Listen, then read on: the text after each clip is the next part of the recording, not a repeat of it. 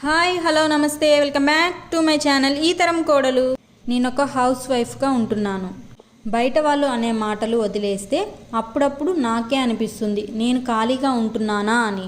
అప్పుడు కొంచెం లోతుగా ఆలోచిస్తే తెలుస్తుంది, మనం రోజు చేసే పనికి సెలవు అనేది ఉండదు.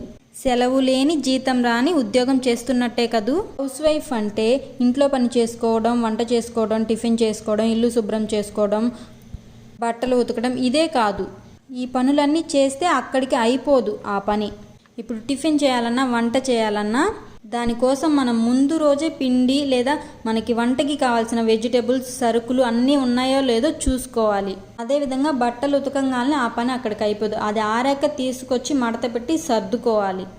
ఏ పని అక్కడికి అయిపోయింది అని అయితే అనుకోకూడదు. దానికి రిలేటెడ్గా పని వస్తూనే ఉంటుంది. ఖాళీ లేకుండా రోజంతా ఏదో ఒక పని చేస్తూనే ఉంటూ ఒక 5 నిమిషాలు ఖాళీ దొరికినప్పుడు మొబైల్ చూస్తే రోజంతా పని చేసింది కనిపించదు. ఆ 5 నిమిషాలు మొబైల్ చూసిందే కనిపిస్తుంది. అంటే ఖాళీగా కూర్చొని ఉంటున్నాం, మొబైల్ చూస్తున్నాం అన్నదే కనిపిస్తుంది.